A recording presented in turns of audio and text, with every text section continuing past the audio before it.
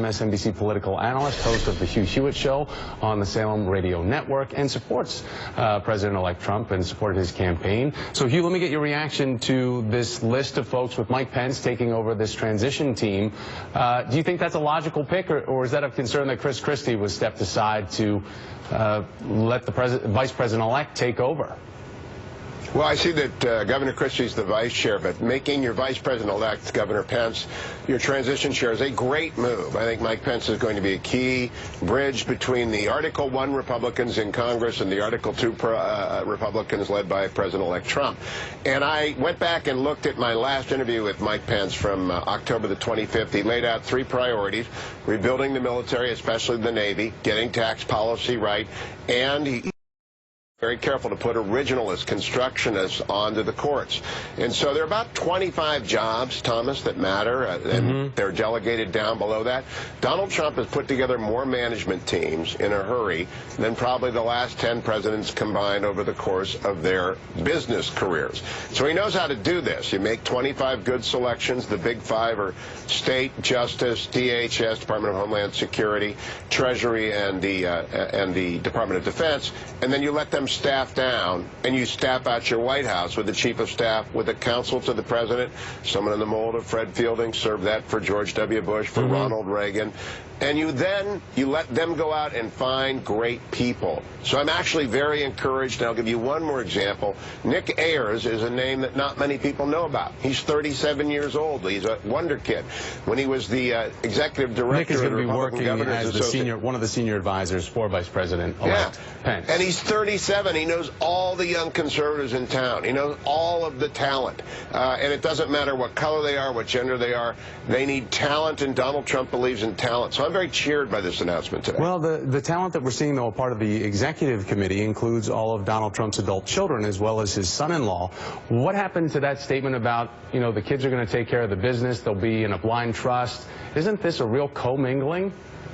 Oh, not yet. Not yet. You don't have to do the blind trust until after you assume. I served in the White House counsel's office, Thomas. What's the point of having the children that have no political knowledge, an advisory role, obviously, through this campaign, but now as an executive team member to transition President-elect Trump to the White House? I think it's a great idea. They know their father. They know his priorities. They know the campaign that's been conducted. They know the people who are on board, the people who are off board, and the people who are in between.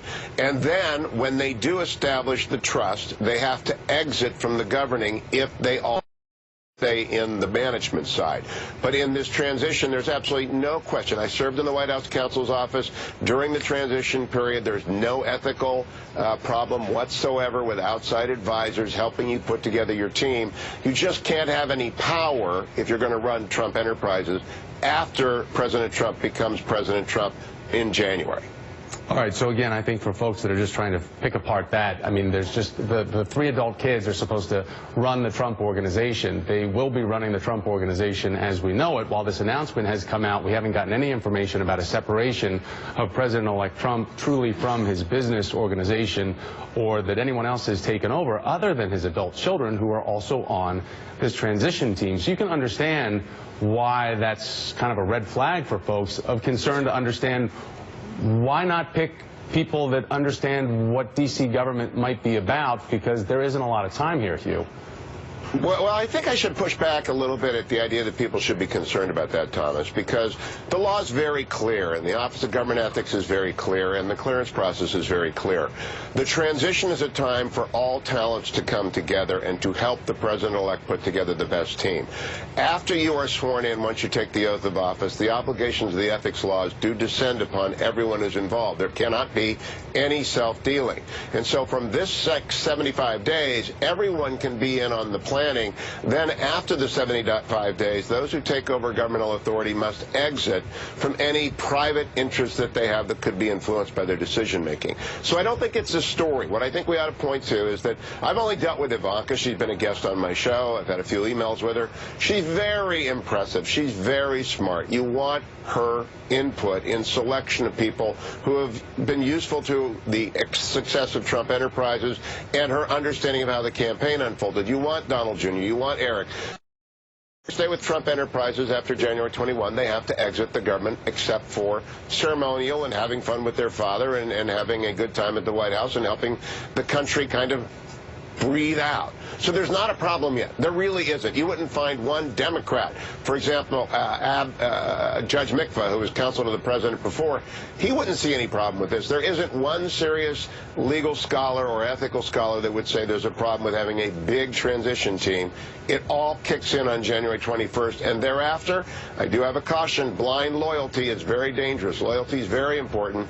Blind loyalty leads to scandals. The Reagan years had a lot of them. The Nixon years, of course, had them.